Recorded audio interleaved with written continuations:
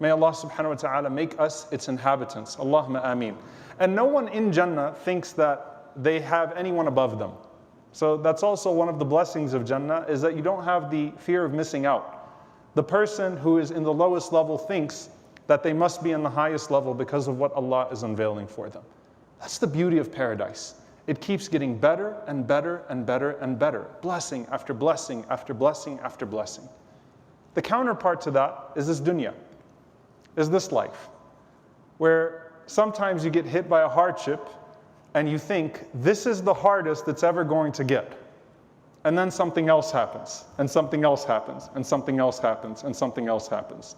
And so the idea of it all falling apart. And of course, the way that we come in to the way that we then age and the way that things start to wither away, we lose our appetite for this dunya, and it just seems to sometimes fall apart. And of course, that's true also in the collective sense with al-fitan, with trials and tribulations.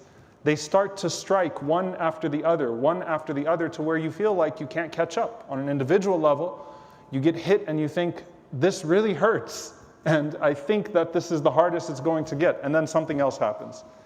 You look to the world, and if you are an empath, the believer sees a person falling off of a plane in Afghanistan or off of a boat from Libya.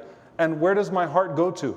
How can I encompass all of this? May Allah make it easy for all of our brothers and sisters wherever they may be. So Jannah keeps getting better. Dunya, seemingly at least, seems to keep getting worse. And one of the things that happens to us is that sometimes it's also our perception that when one trial hits, we read into things that aren't necessarily trials as being trials after that, or we magnify our trials. You know, it's like if someone is in a boxing ring and they get hit and they say, you know, you can tell that the fighter was never the same for the rest of the fight, even if they managed to get back up and they managed to recover, but that the effect of that hit was there. And so sometimes what happens after a major trial hits you in life, you start reading into it way more than what should be read into it, and it's like, Ya Allah, why is it all falling apart? What's happening? Why do the punches keep on coming? Now what I want to talk about is that lowest point, because undoubtedly there is a point that all of us will reach that will be our lowest point. And it doesn't necessarily need to be our lowest point in terms of the severity of the tragedy. It could be the circumstances that we are in when that happens. Surely Ta'if, which we know was the lowest point of the Prophet ﷺ because he said so. Ta'if hurt more because the Prophet ﷺ did not have Khadija radiallahu ta'ala anha to wipe his wounds. There's no doubt about that. There is also a decade of rejection that precedes Ta'if that makes it that much worse. And so sometimes, and that's why every trial is unique, it's the circumstances around. It hits you at the wrong time, and wrong in quotation marks, wrong time, and it's like, Ya Allah, this is horrible. I don't know how to get out of this. I don't know how to move forward. And of course, certain trials also have a permanence in regards to the consequences in life. You lose someone you love, as much as you cope, that person will not come back to this earth. Something falls apart, sometimes there's a permanence to that. Now what do we do?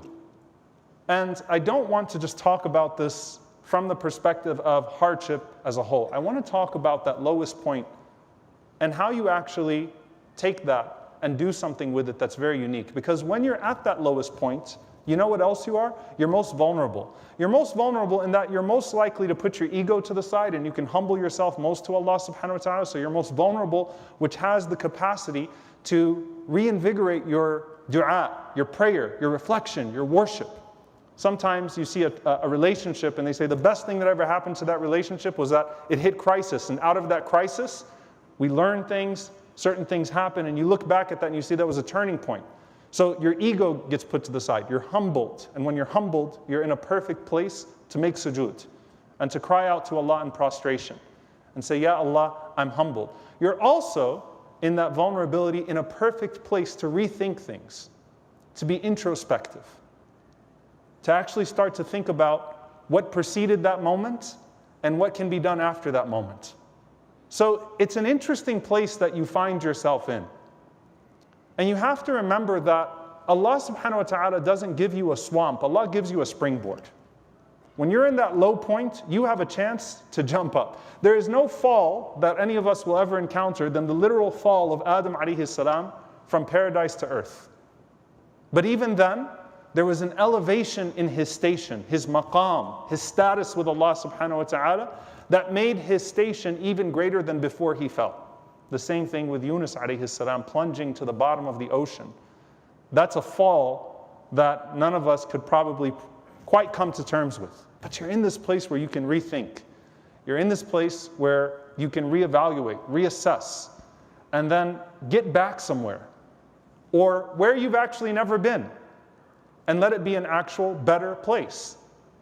And the reality is that a lot of times, especially when you're talking about the secular sense, when someone hits that low point, they talk about their potential from that downfall in this world. It's restricted to this world. That's the problem with a dunyawi dunya, a worldly worldview. It's so restrictive. It's so limited. What's the maximum they could talk about? Your potential coming out of that. And certainly, that's part of it, that there's a certain potential of strength and resilience that can be gained from that place. But when we think about it also in terms of the potential of a higher place in paradise, the potential of a higher station with Allah subhanahu wa ta'ala. And we're taught not to necessarily wish for the low point to achieve that potential. Very beautiful dua from Salam ibn Abi Muti' rahimahullah ta'ala. He used to say, Allahumma in kunta balaghta ahadan min ibadika as-salihin darajatan bi bala faballighniha bil afiyah. Oh Allah, if there is a station that you have gotten people to through hardships and trials, then allow me to reach that station without the trial. That was his dua. If you let someone reach a certain position, we read about Yusuf alayhi salam, Ayyub alayhi salam, Yunus alayhi salam. I mean, the only prophet who we know that walked away from his people prematurely, yet he was the first prophet that Allah revealed to the Prophet sallallahu alaihi wasallam in the spirit of praise.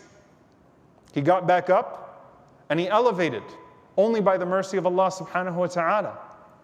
And Ibn Mas'ud radiallahu ta'ala anhu is narrated to have mentioned that most of the people that enter paradise don't enter paradise by a good deed that they do, but by the way they responded to a hardship. A hardship came your way and there was a sabr, an ihtisab, a patience, a resilience, a steadfastness that you showed, and that was the means by which Allah subhanahu wa ta'ala delivered you to a place that you otherwise would not have been able to get. The thing is that you don't see that place right now.